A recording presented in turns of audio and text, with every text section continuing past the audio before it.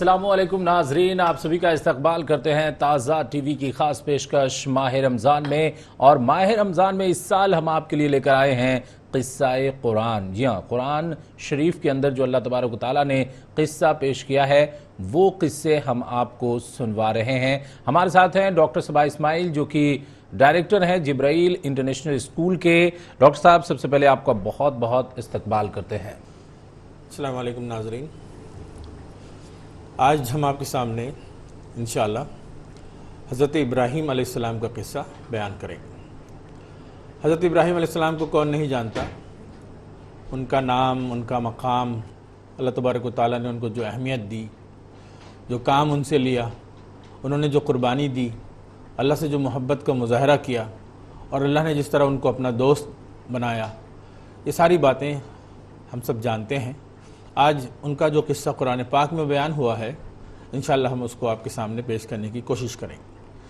مگر اس سے پہلے ایک نظر ہم ڈالتے ہیں، جیسا کہ ہمارا معمول ہے، گزشتہ ایپیسوڈ میں جو واقعہ آپ کے سامنے پیش کیا گیا، جو قصہ آپ کے سامنے رکھا گیا، حضرت صالح علیہ السلام کا قصہ تھا وہ، اور ان کی قوم سمود کا قصہ تھا۔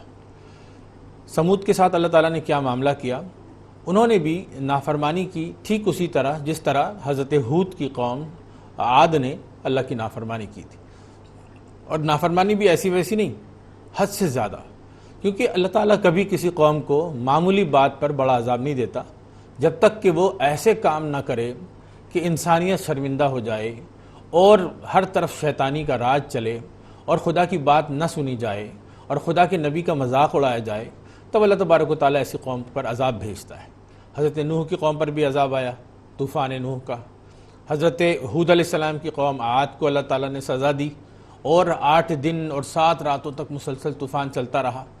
حضرت صالح کی قوم سمود پر بھی اللہ تبارک و تعالیٰ نے اپنا عذاب بھیجا، اور وہ عذاب صیحہ کی صورت میں تھا، ایک زوردار کی چیخ تھی، ایک بہت تیز آواز تھی، اور اسی کے ساتھ آسمان سے زوردار کی بارش ہو رہی تھی۔ تو یہ وہ قوم تھی جس کو اللہ تبارک و تعالیٰ نے سزا دیا، اور اس لیے دیا کہ اس نے اللہ کے نبی حضرت صالح علیہ السلام کی باتوں کا انکار کیا، اور اللہ کی جو نشانی تھی، اللہ نے کی طرف سے جو اللہ کے نام جو اونٹنی منسوب کی گئی تھی، اس اونٹنی کا مذاق اڑایا، اس کی جان لے لی۔ تو اللہ تبارک و تعالیٰ نے فرمایا فَدَمْدَمَ عَلَيْهِمْ رَبُّهُمْ بِذَنبِهِمْ فَسَوَّاهَا، تو اللہ تبارک و تعالیٰ نے ان پر عذاب دمادم برسایا۔ بارش ہوئی، تیز ہوا چلی، خوب زور کی آواز ہوئی، آسمان میں بادل گرجے، بجلی چمکی، اور ہر طرح کی چیزیں بہت تیزی کے ساتھ اس طرح نازل ہوئی کہ یکایک وہ پوری قوم ختم ہو گئی۔ تو یہ حضرت صالح علیہ السلام کا قصہ ہم نے پڑھا۔ حضرت صالح علیہ السلام نے آخر میں اپنی قوم سے جو بات کہی تھی وہ یہ بات تھی، انی نصحت لکم ولکن لا تحبون الناصحین، کہ اے میری قوم، میں نے تمہاری بڑی خیر خواہی کی، تم کو بہت نصیحت کی، بہت سمجھایا، لیکن تم ایسے لوگ تھے جو نصیحت کو پسند ہی نہیں کرتے تھے۔ تو جو اچھے لوگ ہوتے ہیں وہ اللہ کی بات کو اور اچھی نصیحتوں کو سنتے ہیں، اور اسی میں عافیت ہوتی ہے۔ آج ہم آپ کے سامنے معزز ناظرین حضرت ابراہیم علیہ السلام کا قصہ پیش کرنے جا رہے ہیں۔ حضرت ابراہیم علیہ السلام اللہ کے بڑے مشہور نبی، اولو العزم، خلیل اللہ، جلیل القدر اور امام الناس نبی حضرت ابراہیم علیہ السلام، اللہ تبارک و تعالیٰ نے ان کو بڑا مقام عطا فرمایا۔ حضرت ابراہیم اللہ کے نبی تھے۔ اللہ تبارک و تعالیٰ نے قرآن پاک میں ان کے بارے میں ارشاد فرمایا وَاذْكُرْ فِي الْكِتَابِ إِبْرَاهِيمَ إِنَّهُ كَانَ صِدِّيقًا نَبِيًّا، کہ ابراہیم کو یاد کرو، ان کا ذکر کرو۔ قرآن پاک میں اللہ تبارک و تعالیٰ نے ان کا ذکر کیا اور فرمایا انہو کان صدیقا نبیا، وہ ایک سچے نبی تھے۔ اللہ تبارک و تعالیٰ نے ان کو بڑا سچا انسان بنایا تھا اور ان کو اپنا نبی بنایا تھا۔ معزز ناظرین، حضرت ابراہیم علیہ السلام کا قصہ ایک ایسے انسان کا قصہ ہے جس نے ایک ایسی سوسائٹی میں اپنی آنکھیں کھولی جہاں کوئی اللہ کا نام لینے والا نہیں تھا۔ حضرت ابراہیم کا دل اور دماغ دونوں خدائے حقیقی کو تلاش کر رہے تھے۔ حضرت ابراہیم کو اللہ تبارک و تعالیٰ نے ایک خوبصورت دل عطا کیا تھا۔ ان کے دل کی تعریف اللہ تبارک و تعالیٰ نے قرآن پاک میں بھی کی اور فرمایا ان ابراہیم لحلیم اواہ منیب، ابراہیم جو تھے بڑے بردبار، بڑے درد مند دل رکھنے والے اور بہت اللہ سے رجوع کرنے والے اور اللہ کو خوب یاد کرنے والے تھے۔ وہ ہر وقت اللہ کو یاد کرتے تھے۔ دل کی کیا اہمیت ہے، انسان کو اللہ تعالیٰ نے ایک دل دیا ہے، اس دل کی حفاظت کرنا اور اس کو سلامت رکھنا بہت ضروری ہے۔ یہ پیغام حضرت ابراہیم علیہ السلام نے دیا، اور ایک جگہ فرمایا الا من اتى اللہ بقلب سلیم، کہ کل قیامت کے دن وہی لوگ اللہ کی طرف سے انعام پائیں گے جو قلب سلیم لے کر حاضر ہوں گے۔ قلب کے معنی ہوتا ہے دل، سلیم معنی سلامت۔ جیسا ٹھیک ٹھاک دل اللہ تعالیٰ نے انسان کو دیا، اگر انسان اس کی حفاظت کرے، انسان اپنے دل کو گندہ کر دیتا ہے، دل کو خراب کر لیتا ہے۔ وہ دل کے بارے میں اللہ نے کہا کہ کچھ دل گنہگار دل ہوتے ہیں، اور دل پہ سیاہ دھبے پڑ جاتے ہیں، کالے داغ لگ جاتے ہیں۔ تو جو گندا دل لے کر خدا کے پاس جاتا ہے پھر اس کے لیے کوئی اچھا نتیجہ نہیں ہوتا۔ تو اللہ تبارک و تعالیٰ نے یہاں ہم دیکھتے ہیں قرآن پاک میں حضرت ابراہیم علیہ السلام کے قصے میں ہم کو بتایا کہ وہ ایک ایسے انسان تھے جن کا دل بہت اچھا تھا، دل بہت صاف تھا، کوئی کینہ، کوئی گندگی، کسی کے لیے کوئی برائی، دشمن کے لیے بھی انہوں نے کبھی برا نہیں چاہا، وہ سب کا خیال رکھنے والے تھے اور بہت نیک انسان تھے۔ اللہ تبارک و تعالیٰ نے ان کو دماغ بھی بہت پیارا دیا تھا، ایک ایسا دماغ جو ہر چیز کے بارے میں غور و فکر کرتا ہے۔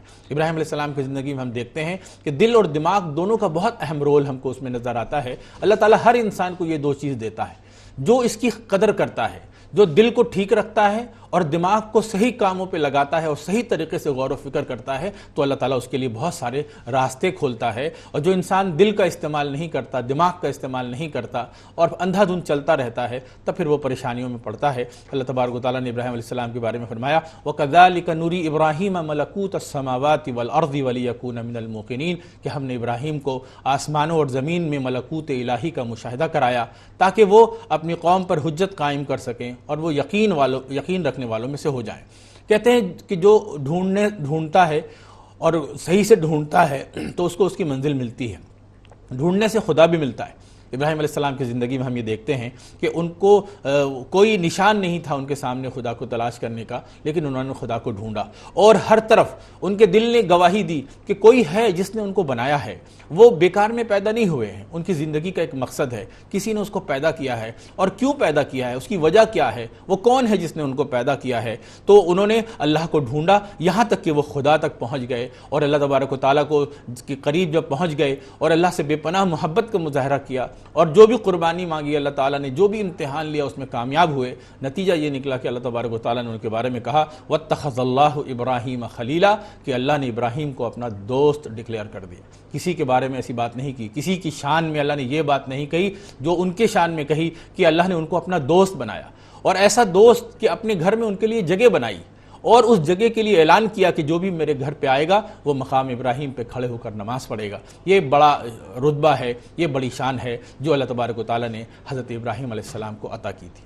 اللہ تبارک و تعالیٰ قرآن پاک میں ارشاد فرماتا ہے وَمَنْ أَحْسَنُ دِينًا مِّمَّنْ أَسْلَمَ وَجْهَهُ لِلَّهِ وَهُوَ مُحْسِنٌ وَاتَّبَعَ مِلَّةَ إِبْرَاهِيمَ حَنِيفًا وَاتَّخَذَ اللَّهُ إِبْرَاهِيمَ خَلِيلًا۔ ہم نے دیکھا کہ اللہ تبارک و تعالیٰ نے ابراہیم علیہ السلام کے بارے میں فرمایا کہ وہ دین کے اعتبار سے اتنے اچھے تھے، اتنے پکے تھے، اتنے سچے تھے، اور اس طرح اللہ کو مانتے تھے اور اللہ کی سے محبت کرتے تھے کہ اللہ تبارک و تعالیٰ نے فرمایا کہ یہ جو ملت ابراہیم ہے، جو ان کا طریقہ ہے، وہ اللہ کو بہت پسند ہے، اور اللہ نے حضرت ابراہیم کو اپنا دوست بنایا تھا۔ یہ بات اللہ تبارک و تعالیٰ نے قرآن پاک میں بیان فرمائی۔ ہم دیکھتے ہیں قرآن میں، معزز ناظرین، ہم آپ کے سامنے قرآنی قصہ پیش کر رہے ہیں، اور ہماری کوشش ہے کہ ہم وہ حقائق آپ کے سامنے بیان کریں جو قرآن پاک میں اللہ نے بیان کیے ہیں، اور اسی کی روشنی میں آپ کے سامنے ان قصوں کو رکھ سکیں۔ تو ہم دیکھتے ہیں قرآن پاک میں اللہ تعالیٰ نے ابو الانبیاء اور خلیل اللہ حضرت ابراہیم علیہ السلام کا نام قرآن میں 25 صورتوں میں 69 جگہوں پر لیا ہے، 69 مقامات پر ان کا نام آیا ہے۔ قصہ ابراہیم بہت تفصیل کے ساتھ بیان کیا گیا ہے۔ جہاں حضرت ابراہیم علیہ السلام کی پیدائش ہوئی تھی، وہ جس ماحول میں تھے، وہاں لوگ اصنام پرستی، کواکب پرستی اور مظاہر پرستی میں مبتلا تھے، اور خود ان کی ساری فیملی اس میں ملوث تھی۔ ابراہیم علیہ السلام کے والد جو آزر تھے، ان کا جو ابراہیم علیہ السلام کے ساتھ مکالمہ ہوا وہ بھی قرآن پاک میں موجود ہے کہ انہوں نے کہا وَإِذْ قَالَ إِبْرَاهِيمُ لِأَبِيهِ آزَرَ أَتَتَّخِذُ أَصْنَامًا آلِهَةً إِنِّي أَرَاكَ وَقَوْمَكَ فِي ضلال مبین۔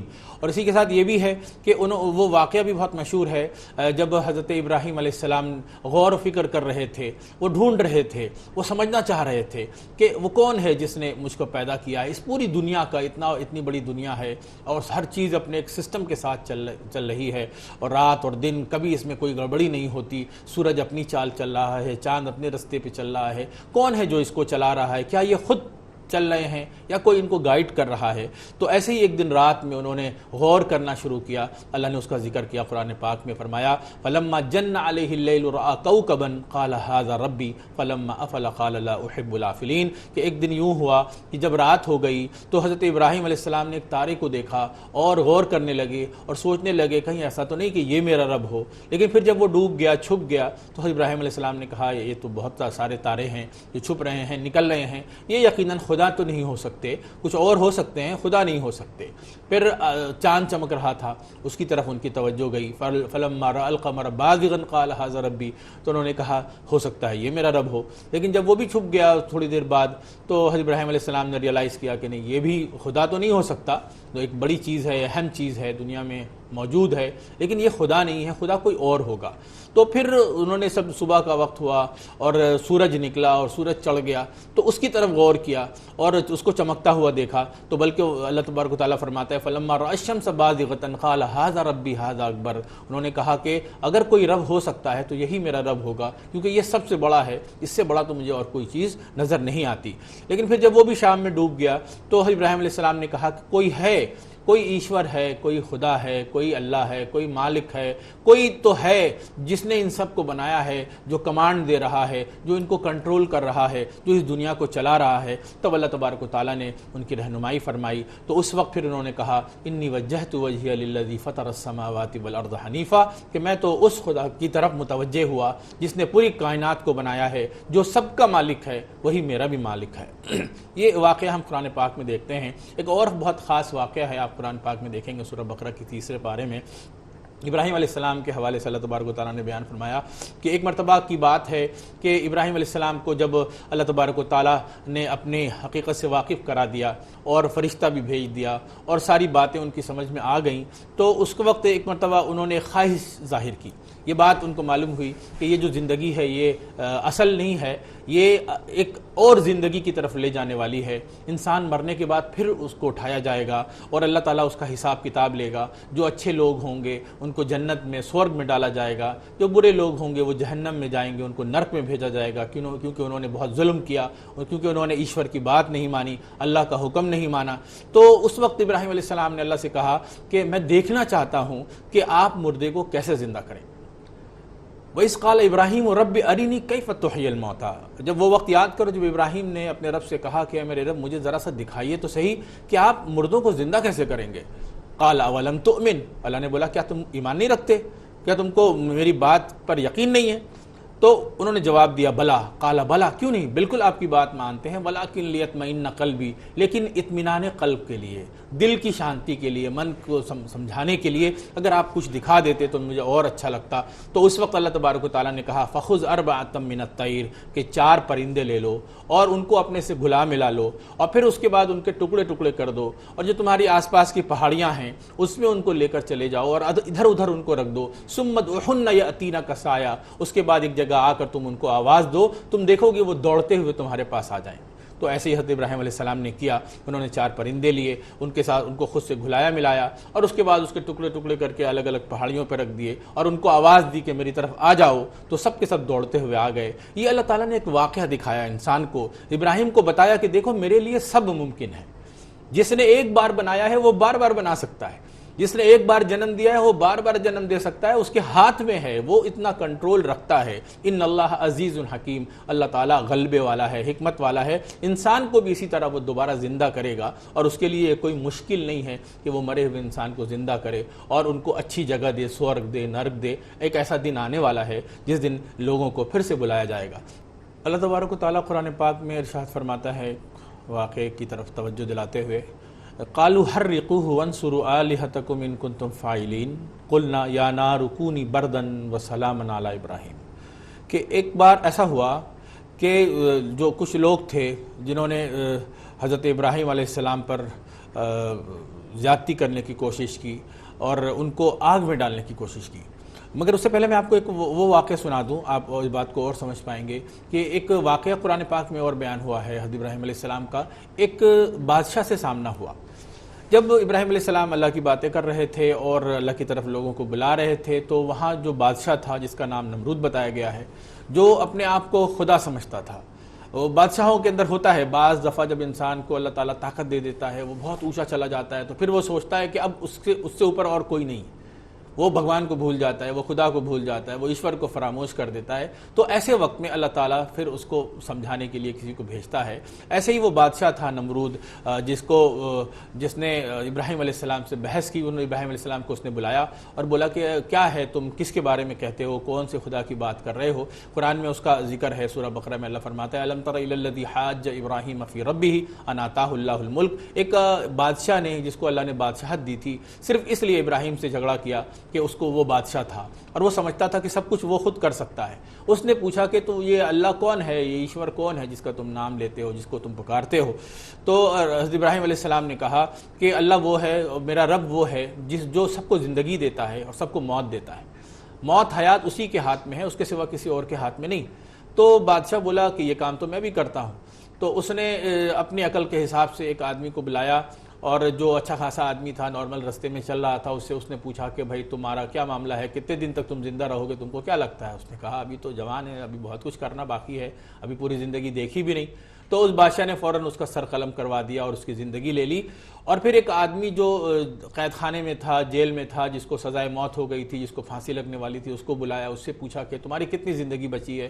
اس نے کہا صاحب بس جتنا تھوڑا سا وقت جو آپ دے رہے ہیں وہی ہے، اس کے علاوہ تو مر جانا ہے۔ تو بادشاہ نے کہا جاؤ، میں نے تم کو معاف کر دیا اور تم کو زندگی دے دی۔ اور پھر ابراہیم علیہ السلام سے اس نے کہا کہ دیکھو زندگی اور موت تو میرے ہاتھ میں ہے، میں جس کو چاہتا ہوں زندگی دیتا ہوں، جس کو چاہتا ہوں موت دیتا ہوں۔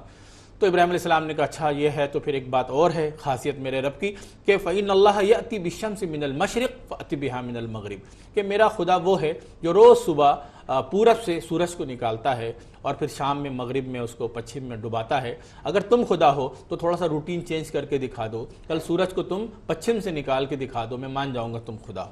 یہ بات ایسی تھی جو یقینی طور پر انسان کے بس کے باہر ہے۔ تو اسی لیے پھر وہ بہت غصہ ہوا، لوگ بھی غصہ ہوئے، تو ان سب نے مل کے حضرت ابراہیم علیہ السلام کو آگ میں ڈالنے کی کوشش کی اور کہا کہ ان کو آگ میں جلا دو، ان کا قصہ ختم کرو۔ تو وہ واقعہ قرآن نے بیان کیا ہے کہ لوگوں نے ان کو آخر اس میں ڈال ہی دیا، لیکن اللہ تبارک و تعالیٰ اس کو دیکھ رہا تھا۔ قرآن پاک میں اللہ نے فرمایا کہ وہ ایک خاص واقعہ ہے، جب لوگوں نے ابراہیم علیہ السلام کو آگ میں ڈالا تو آگ نے ان کا کچھ نہیں بگاڑا، کیونکہ اللہ نے اسے کہہ دیا تھا کہ تم ٹھنڈی بن جا اور سلامتی بن جا۔ خدا ہے، اس کے ہاتھ میں پاور ہے۔ یہ اللہ تبارک و تعالیٰ نے دکھایا کہ وہ جب چاہے آگ کو جلانے کا حکم اس نے دیا ہے، لیکن چاہے تو کسی کو اسی آگ سے بچا بھی سکتا ہے۔ کوئی ایسا انتظام کر سکتا ہے، کوئی ایسا فائر پروف ڈریس دے سکتا ہے جس کے ذریعے انسان آگ میں بچ جائے۔ اللہ تعالیٰ نے آگ میں ان کو بچایا اور پھر اس کے بعد ان کو بھی بچایا۔